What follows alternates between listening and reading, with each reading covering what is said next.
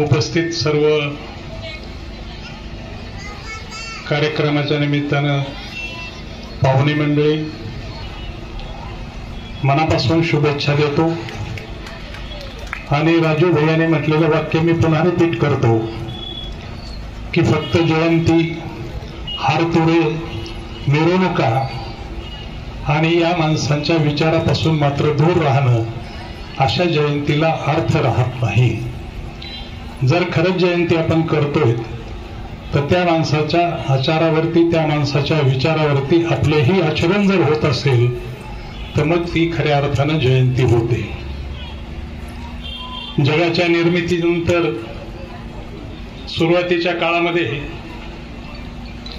आता आपल्या मुलीने ज्या मनुस्मृतीचा उल्लेख केला तिच्या गाण्यामध्ये, चातुर्वर्ण निर्माण झाले, वंशभेद निर्माण झाले आणि पुढे ते बदलत बदलत जगावर राज्य तलवारीच्या जोरावर, ताकदीच्या जोरावर केलं गेलं।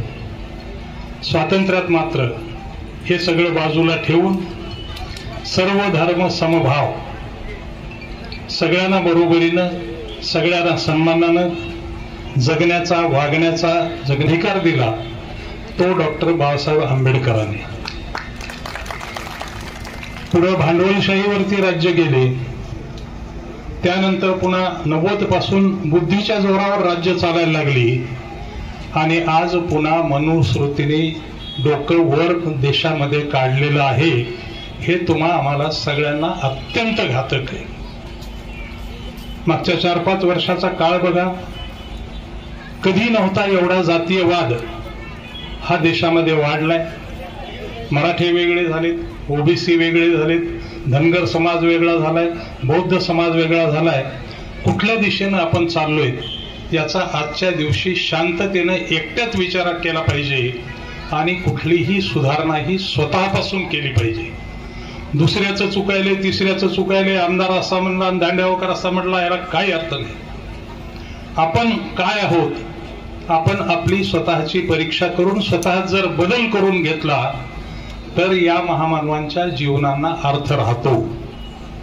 छत्रपती शिवाजी महाराज, फुले, डॉक्टर आंबेडकर या सगळ्यांची नावं आपण कायम कार्यक्रमातून घेतो, पण आज त्यांचा विचार हद्दपार होतोय का ही विचार करण्याची वेळ आपण सगळ्यांनी डोळे उघडून विचार करण्याची, डोळे मिटून विचार करण्याची ही वेळ आहे। एवढेच या जयंतीच्या निमित्तानं सांगतो। खूप अपेक्षित होतं, पण 60-70 वर्षाच्या स्वातंत्र्यातच खूप बदल झालाय।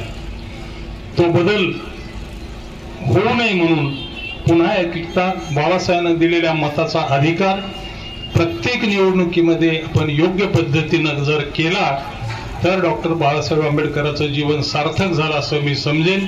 यापेक्षा अधिक न बोलता पुनश्च एक वेळ आपल्या सगळ्यांना मनापासून शुभेच्छा देतो।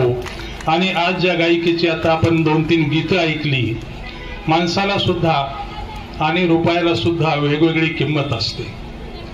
गरीबाच्या खिशात असलेली 100 रुपयाची नोट ही खूप किमती असते आणि अदानी अंबानीच्या खिशातली 100 रुपये, एकच देश, एकच माणूस, एकच नाणं, पण त्याला काही किंमत नसते। तसा हा आवाज हयातनगरचा खूप उत्कृष्ट आहे, पण तो हयातनगरमध्ये वाजला, बसमतमध्ये वाजला। माझी अपेक्षा आहे की ही उद्या मुंबईच्या एखाद्या स्टुडिओमध्ये सुद्धा आवाज व्हावा। एवढीच बेटे शुभेच्छा देतो। सातत्य ठेव, मेहनत कर, खूप छान आवाज आहे तुझा, निश्चितपणे तू उद्या मोठी होशील आणि बाबासाहेब आंबेडकरांचं जे स्वप्न आहे की समाजातली माणसं प्रत्येक क्षेत्रामध्ये मोठी झाली पाहिजे, ती तू पूर्ण करशील अशी तुला शुभेच्छा देतो। धन्यवाद। जय हिंद, जय महाराष्ट्र।